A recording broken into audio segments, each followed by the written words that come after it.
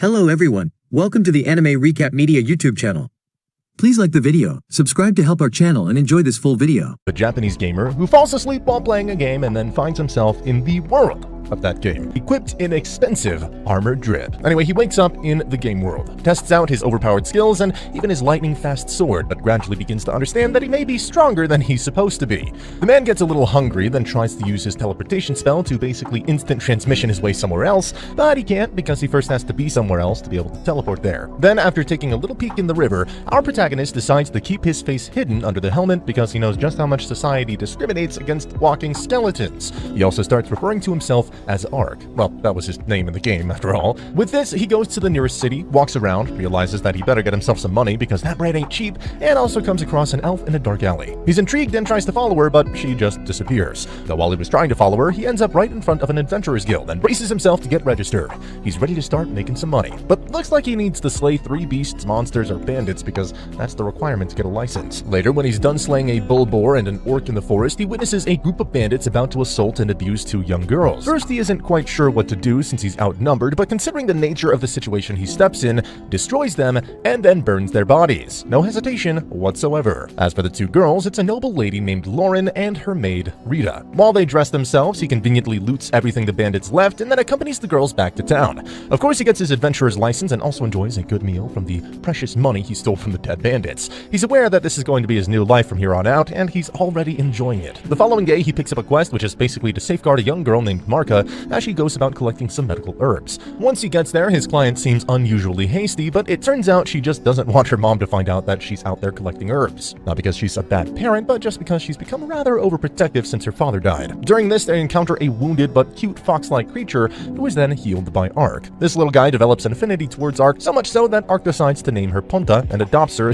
Meanwhile, Marka's mom realizes what her girl has been up to, how she's out of the village, albeit collecting herbs, and her anxiety starts to go through the roof because there have been major talks about a particularly fearsome monster who lurks about in the forest. But she need not be concerned because Ark is with her daughter. When Marka and Ark are about to get their hands on the medicinal herbs around a certain tree, it's revealed that the tree is the monster's domain. Speaking of the monster, it's a massive basilisk. He quickly kills the massive basilisk and leaves Marka speechless. He then asks her that this will be their little secret. Ark also notices a magic ring on the dead monster, but it fades away now that the monster is dead. The herb hunt continues, and soon enough they return to her village together with a giant boar, who then everyone feasts upon. Ark and Ponta bid farewell to everyone and return. Subsequently, a group of people manage to slay another basilisk. They're quite proud of themselves, but that confidence turns into self-doubt when they come across the corpse of the one Ark slayed. They're amazed how, unlike them, this one was just killed in a single strike. Absolutely phenomenal. Then, another day, another job. This time, Ark is having his way with some bandits in a cave, especially savoring all of their treasure. As this goes on, it's revealed that the rescue of the noble lady and her maid was a surprising twist of fate. She was going to be assassinated by those bandits for the sake of disrupting the kingdom. The man who ordered her assassination is a man named Triton, and his son, Udalon, runs an illegal slave market. Cutting back to our protagonist, when he finally comes out of the cave, he's attacked by a gorgeous elf and is also accused of abducting elf children. But when she notices Ponta is with him, she realizes that a man who walks around with a Pokemon can't be all that bad. Ponta is a forest spirit creature, and since these creatures are particularly picky with whoever they trust, she understands that she was wrong. However, after seeing her all stressed, Ark offers to help her find those kidnappers, but she declines the offer. Still, he decides to follow her around anyway. Soon enough, they discover the kidnappers who were abusing the elf children. It's that man's son and his men, the guys who run a slave market. The elf kills most of them herself, but is forced to stop when Udalon uses the kids as hostages to threaten her. This makes her turn weak, and things are about to go horribly wrong for a moment there, but Ark finally steps in, defeats Udalon, and saves the day. All of them are then killed, and the elf kids are healed and freed by Ark. Our elf girl is surprised by his strength, and she doesn't really buy into the lie that he's just an adventurer for fun, but Ark's skills were undeniable. She states her name, which is Ariane, and seeks out his help to save more elves who have been enslaved. Ark obliges, and they traveled to the town of Diento. Here they meet Ariane's friend named Donka. Donka thinks Ark is sus, but can't ignore the fact that Ark managed to gain the trust of not just Ariane, but also a forest creature like Ponta. Plus, he can use teleportation, which is pretty handy. Anyway, Ark excuses himself to do something personal, but it's just him taking off his helmet and eating the food without worrying about what others may think. Ariane, on the other hand, gives Donka a short little recap of what happened, how she failed to save the kids, but thanks to Ark's help, they were saved. She also ends up comparing herself to her older sister. Later, they set out to go free some elves, unaware that someone is watching them. Once they reach the warehouse where the slave business was taking place, they're all pleasantly surprised to see how the perpetrators have already been killed. The one responsible is a beautiful ninja girl with cat ears. This excites every otaku bone in Ark's body, and just like Ariane and Donka, she decides to trust Ark as well because, well, Ponta. So she gives him a list of the people who have been buying these elves and also informs him about the other elves who are in the custody of Lord Triton himself. She goes on to state that she is just an assassin. Her goal was something else. She just happened to save the elves. Ark and Ariane then leave to free the slaves held by Triton, and Danka trusts Ark and leaves it to them. After arriving at the castle, they cause some ruckus but easily manage to capture both Triton and his son. Karma enters the chat because the two elves who were being sexually abused by them now get the chance to have their revenge. Ark, however, was more interested in that juicy, lusty treasure. He finds the stuff and keeps it to himself again. But he makes sure to ensure Ariane that he's only doing it because he doesn't want them to use the funds to rebuild their slave organization. Though, unexpectedly, this place is nuked, but who cares? They already saved the elves. Ariane asks Ark if he'd like to come visit the land of elves. He can if the elder elf gives him permission. But this sounded like bad news to Ark. He knew he would be found out. So he decides to come clean by removing his helmet. He tells Ariane how he's like this because of a certain curse. Ariane is sympathetic. She assures him that elves are pretty good at keeping secrets, and maybe the elder elf has an idea of how to fix it. Meanwhile, the king of Olav gathers his sons and daughters to see the fuss about these slavery rumors. It could be bad because the king doesn't want to break the human-elf peace treaty. After thinking about it for a minute, they decide to get in touch, but what the king doesn't know is the hidden agendas of his sons. His daughter is kind of aware though. She knows that one of them is actually involved in the slave business, while the other just wants to expose him because of royal politics. The daughter seems like a good person though. She wants things to go well and begins her own preparations. Going back to the main characters, Ark and Ariane finally reach the land of elves. It was deep into the forest. There, Ark meets the elder, who is actually Ariane's father. He also meets her mother. They thank Ark for helping their daughter save the elves, but since the problem keeps getting bigger and bigger, Ariane and her father leave for the elven capital called Maple. They want to talk about this matter with the elders as soon as possible, and while they're away, Ariane's mother keeps Ark busy by having a lot of sparring sessions with him. She wants to know if he's strong enough to keep her daughter safe, and looks like he isn't, because his mom keeps beating him every single time. This was eye-opening to Ark. He finally understands how his high stats mean nothing if he isn't skilled and experienced enough to properly use them against other skilled individuals. Ariane and her father talk to the elders about the situation and how humans are using elves as slaves, but they really don't want to risk a war with the humans, which is why the best course of action seems to be to continue saving them in secret. Ariane is then told that her sister is going to get married. This catches her off guard, but she knows that unlike her, she's never going to get married. Ironically, the next time we see Ariane is when she walks in on Ark taking a bath. He is skull and bones, while she herself is in all of her naked elf glory.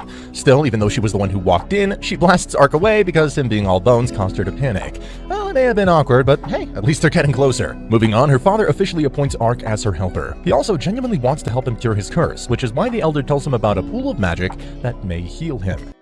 However, he'll have to go all the way to the territory of the Dragon Lords and walk through the most dangerous dragons in the world. That's how he'll find the spirit tree and then the magic pool. Sounds like quite the hassle, which is why he starts wondering if the story he himself made up is actually true. Is it really the curse? So he tries using a curse-breaking spell on his right hand and is surprised to see that his right hand momentarily returns. Bingo! Yes, he's cursed, and that magic pool can definitely make him human again. After this, he and Ariane head to the kingdom's capital whilst hunting slave owners on the way. Though during their travels, they're warned about haunting wolves who enjoy attacking travelers. Then there is the king's daughter. Her name is Juliana, and right now she's on her way to Limbold, a city that has close ties with the elves. Her elder sister is married to the ruler of this place, and so she wants some insights on their current situation. Back to Ariane and Ark, she seems like she's ready to hunt down some of those wolves because a bridal veil made from their fur would look, quote, real good on her sister.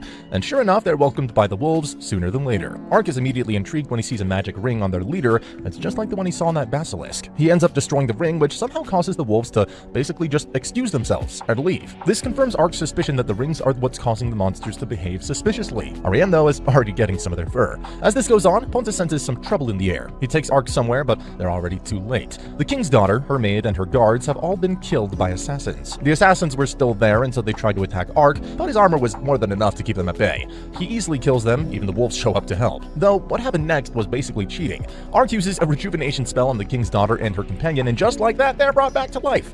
He sneaks away before they fully retain their consciousness. He ends up overthinking what he did, if using a spell to resurrect the dead was even the right thing to do. Moving on, they reach the capital city of Olav and also come across the cat-eared ninja girl. Her name is Chiome, and she's part of the Jishin clan. Right now, she's an evangelist wandering around in search for members of her clan that have been taken captives by humans. During their talk, she ends up questioning Ark about his knowledge of the word ninja. The founder of their clan, a man named Hanzo, is the one who came up with this name, so it doesn't make sense for a random person like Ark to know. This little piece of information leads Arc to believe that the founder of the clan must have been a Japanese guy, especially since his name was Hanzo. Chiyome then requests their help and Ariane gives her a thumbs up. Elsewhere, the king's son, who's involved in the slave trade, doesn't like the fact that his sister wasn't killed by the wolves or the assassins. As for the gang, Chiyome wants the other two to make a big scene while attacking a certain slave market so that she can use the commotion as an advantage to invade other markets. She also introduces another ninja named Goemon. At this point, Arc has started seeing the pattern, how Hanzo used the names of famous ninjas from back in Japan in his clan. Though unlike Chiyome, Goemon isn't a cute girl. He's a massive, bulky man, almost the same size as Arc. The two of them first try to challenge each other, but then quickly become best buddies. Even when invading the market, they try to see who can take out more guards. But boys being boys, they go overboard. Chiyome and Ariane simply watch. The king's evil son is told about the attacks on the slave markets, so he ends up sending more soldiers to tighten up security, but they were no match for the girls. Ariane and Chiyome continue freeing more and more slaves. Goemon was doing exceptionally well, so well that he decided to send Arc to join the girls, because he was enough to hold off the reinforcements. They succeeded in freeing the Beast People. However, neither Arc nor Ariane, nor even Chiyome could have imagined the sorry sight they were about to see next. In their search, they come across a cell full of corpses of slaves who were left to rot because they were either old or ill. The few survivors still remain. And this was the last straw. Arc instantly teleports the survivors to somewhere safe and then goes back to face off against the incoming soldiers together with Goemon. But this time, he was genuinely enraged. The man lets loose, completely and utterly destroys the slave market and slays all the soldiers. It was pure destruction. Once this is done, they hold a proper funeral for the dead slaves. Meanwhile, the king's other son succeeds in getting his brother assassinated. He also puts the blame of Juliana's disappearance on his dead brother. He's now the only heir to the throne. Juliana, on the other hand, finally reaches Limbold. She's told about her evil brother's death, but also knows that it was probably the other brother who was responsible, not just for his death, but also for her attempted murder. This causes her to be smart and keep her survival a secret, at least for now. Subsequently, Arc and Ariane decide to go to the Holy Revlon Empire because they had purchased many slaves from the local slave markets. Well, that's what Chiyome says. The Emperor of Revlon is aware of the disturbance in the kingdom, he likes it and wants more of it. He also sends his agent named Fumba to go stir up some trouble. Arc and Ariane keep moving forward, they come across Wyrens, and then a village. Through it all, Arc couldn't help but notice that Ariane is kind of nervous. Once he asks her about it, he learns that the reason behind her anxiety is that the slave business is actually legal in the Holy Revlon Empire. This is why she's a little scared to go there, afraid of what she may find. As they are staying in the village, they meet an elf named Karsi, who's part of the village and studies monsters for a living. He can see that Arc is strong, which is why he asks the guy's help in catching some monsters. In return, he'll give them a map of Revlon. Ariane thinks about how Karsi coexists with humans. She doesn't know if she herself would be up to it. Anyway, they drink some, and it's revealed that our adorable elf is a pretty bad drunk. She is chaotic. Come next morning, all the villagers think that she and Arc were going wild in the bed all night long. Anyway, while she recovers from her hangover, Karsi and Arc are out there catching monsters. A massive worm attacks them, but Arc defeats it. It was definitely abnormal in size and also had a ring on itself. Later, Karsi talks to Ariane about how he also used to hate humans, but he changed his mind after seeing the city of Limbold. Humans and elves coexist there, and it's wonderful. Also, about the abnormal size of the worm. Looks like it's the Emperor's agent Fumba. He's been feeding slaves to the monsters, which is causing them to grow unusually large in size. He also abducted some villagers, all on the Emperor's word. Be that as it may, Arc and Ariane reach the border to search for the captured elves. They part ways to cover more area, and when Arc hears about the strange cries that can be heard coming from a certain fortress at night, he realizes that this is where they should be looking. He also ends up rescuing a girl from getting kidnapped, though about the kidnappers, they were working for Fumba to get some people who can then be fed to monsters, and since they couldn't kidnap anybody, he feeds them to his tiger. Going back to the fortress, it's revealed that the slaves were brought here about 4 months ago. There's an underground chamber and everything. They invade and look, but end up encountering Fumba himself. Seeing him, Ariane attacks, but he somehow tricks her into thinking that she is just training with her sister. It was mind control, but Ponta and Arc help free her from it. Fumba then talks about how he's able to make monsters obey him. Arc then asks him about the elves, to which he replies that they were either used for experiments or as nourishment for his pets, and again, that was it. Arc had been enraged. He ruthlessly kills the man's prize tiger and then destroys all of his other supposed pets too. Ariane appears to be in danger, but Chiyome suddenly shows up, uses her water ninjutsu, saves her, and then declares that members of her clan have already taken care of the other monsters. Fumba was completely and utterly defeated. Or so we thought. Truth be told, his greatest monster was still lying dormant. So, just before he flees, he states that his greatest monster is about to wake up. Arc then teleports them all outside of the fortress where they witness a massive 5-headed hydra. It attacks them with fire breath, but Arc uses his shield to protect them. He decides to stay behind to keep the hydra engaged, while the others go after Fumba. Arc summons an infernal demon to fight the hydra, while the girls bait Fumba into attacking, and then uses a fiery sword to light him on fire. In the end, Arc's infernal demon demon also uses flames to destroy the enemy. Both Fumba and Hydra get consumed by flames. Subsequently, Princess Juliana meets Arion's father and another elder. They talk about what happened, and she sincerely states that her kingdom will take responsibility for the slave trades. They'll defend elven territories, locate the slaves, rescue them, and do whatever it takes to ensure the safety of the elves. This was great to hear, and so the elves decide to support her succession to the kingdom's throne. Arion also learns of this development, but she starts wondering about what she should do next. Both Ark and Chiome tell her to just relax a little bit. And the king's son is pissed. Not only because his only sister is alive, she actually succeeded in negotiating with the elves, and this was bad news to him. The emperor of the Holy Revlon Empire was so pissed too because Fumba and his monsters were violently destroyed. Just before the story ends, Chiome gets a look at Ark's actual face, but we all know that nothing has ended for any of them. Their travel continues. Besides, Ark still has to go to the land of the Dragon Lords to get a human body. Yep, that's right, the story continues in the light novel. How was the video? We hope it was good. If so, please check these videos. Also, please comment down your thoughts and your suggestions for future videos. If you haven't already, please consider subscribing now to show the support to our channel. We hope to see you soon with another video right in this channel. Have a nice day.